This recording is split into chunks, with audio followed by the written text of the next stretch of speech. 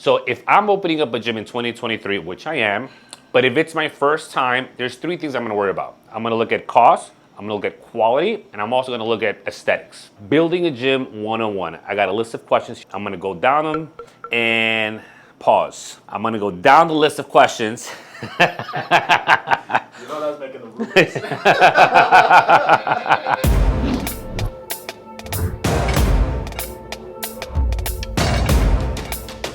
So here we go. How much space do I need to open my first gym? So first of all, I started with a very small 5,000 square foot space. My dream was never to have X amount of gyms or even as big as the one that we grew into downtown. If you wanted to start small, in my opinion, anywhere between a 5,000 to 6,000 square foot spot can work very well. If you want to take the leap, 8 to 10,000. And once you're talking about over 10, 12,000, 15,000 square feet, then you're talking in a different ballpark. Those are different figures. Actually, if you don't know what you're doing, you shouldn't be doing this at all. But if you are not at the capacity or you don't have the experience, then I wouldn't go there. I would grow into it.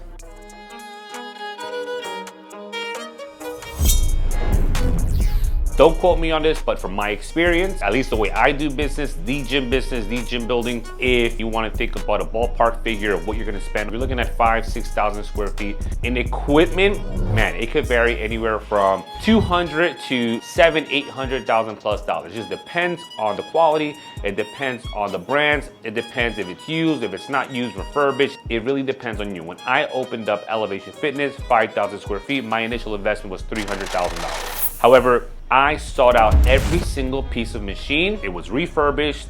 I put it together myself. I did as much as I could on my own before getting anywhere else. Put equipment in strategic places. Yeah. I don't think you'll tip over, but let's not even try. Yeah, let's not even go there. Let's not even go there because I'm with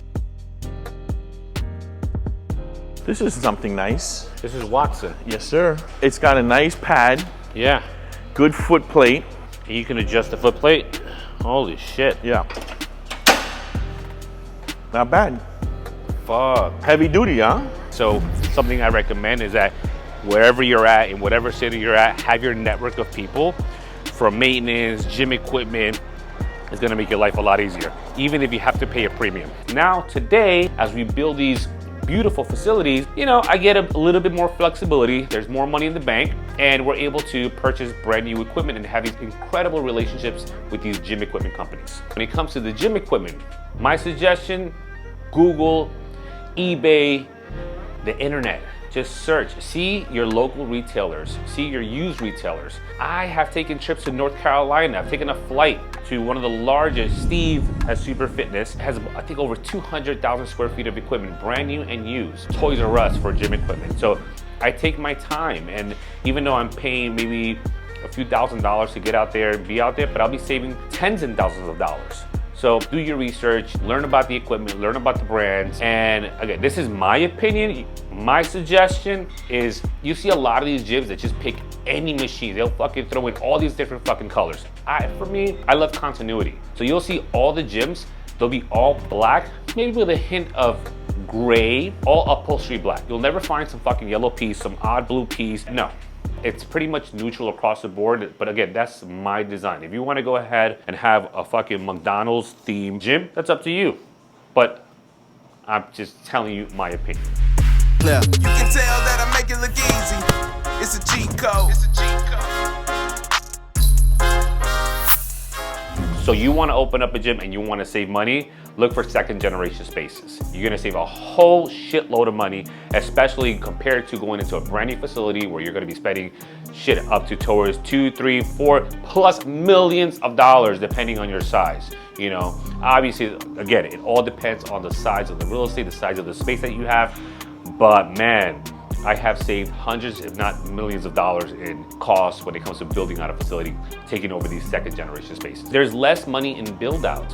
Even buy a business, see a gym that's for sale. There's just so many different options. When I first started Elevation, I went into a box that was already there. It had locker rooms, it had a bathroom, showers, the whole nine. This gym is actually 12,000 square feet. Almost half of it is lost. There's a lot of lost real estate here. This would be the best thing to do, just to literally rip everything out. This could be the front desk over here, and then all of this can be combined. For me, the floor has to get ripped up. This hardwood floor needs to go. It's all cosmetics. It's just figuring out what to do with these offices. The good thing is that if there is physical therapy, there is this other spot that's extra income, I'll figure it out. So this was all cardio. They probably had about 30, 40 pieces of cardio in here. Right here, they have all the conduits. I would rip all this out and just keep the back. Just the back would be cardio, and I would put equipment all here. Traditionally, when you have this amount of cardio, you have an older demographic.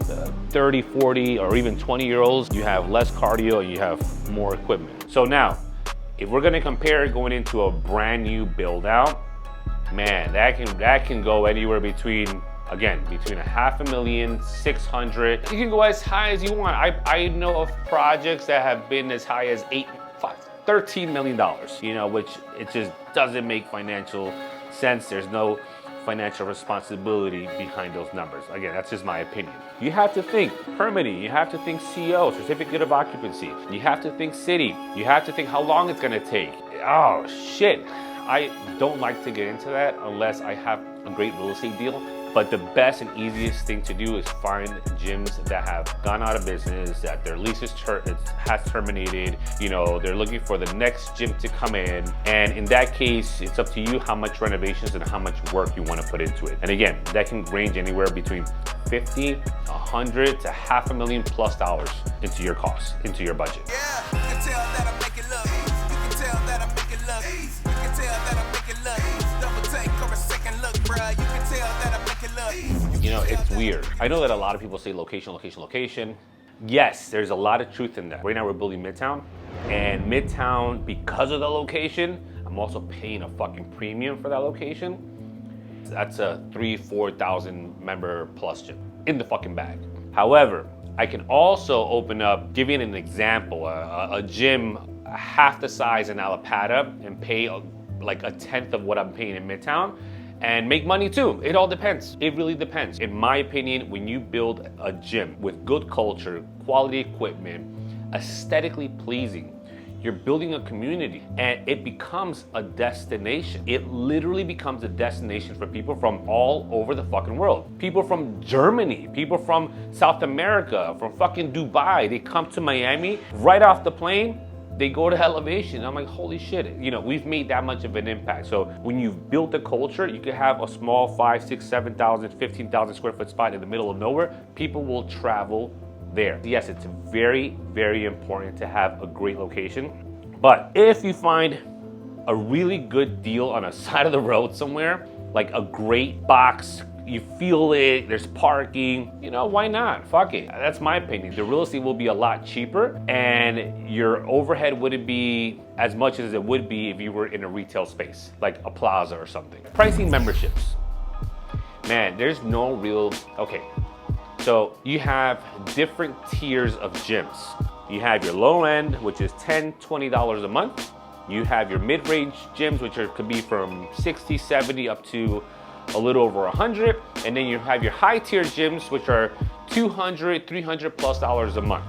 A little backstory. I remember maybe about 10, 12 years ago, I had a conversation with someone and they told me, Angel, mid-tier gyms don't work. It's either you're low or you're high. And at that moment, I had obviously less of experience and I didn't really understand it, so I kind of agreed with them. I said, you know what, it's either a Planet Fitness-like facility or I'm gonna go to somewhere of a high-end luxury, you know, fitness club and get all the amenities and the spa amenities, the eucalyptus towels and so forth. So when building Elevation, I realized, I'm like, holy shit, first of all, I know I'm building something with quality. I'm putting a lot of effort into this. And it's efficient. I know what I don't want. I personally don't want the spa amenities because that's not what I want. I want a great place to train at. Again, it all depends on what you want, really what you want. I built this selfishly. So when I built Elevation, I legit built it for something that I felt was missing. In all of my years of experience, I said, I'm gonna build this for trainers, I'm gonna build this for members, I'm gonna build this for myself. This is what it's gonna be. Cody Sanchez, she gives great business advice. Her, right over here. So she did a post about scratching the itch, which I saw it and it resonated with me. This all ties in. When you build your facility, whatever you do, see what's missing in your market. See what you think people would want. See when you go into a gym, what do you want? What do you know, what's missing? Based on that, you can tie in the pricing. You know, there's a reason why I thought we're not a $10, a $20, $30, $40 a month gym. And again, we're not a $200 a month gym either because we don't have these luxury amenities. That once you go into that price range, it does a little higher. But I said, you know what? $100, $80, that feels about right. And guess what? When I did it, no one hesitated. We've incremented our pricing in the past 3-4 years. Now we're probably, from where we started, probably about $20 higher. No one's ever hiccuped, no one's ever complained. And frankly, people are telling me, hey Angel, you should charge a lot more. Please charge a lot more, it's crowded. So I'm not gonna take that advice yet. But it's very important to know your market, know what's going on in your area, and scratch the itch. Thank you, Cody. This is all around my opinion. I don't think it's necessary to build a profitable gym, the luxury amenities. I think if you have it, that's great. You're gonna cater to a certain person, but then your price tier goes up much higher. It can go up to $180, $200, $300 plus a month, you know? And even though the market is not where it was 20 years ago, it's still a high ticket item, you know, and like you said, it's a luxury.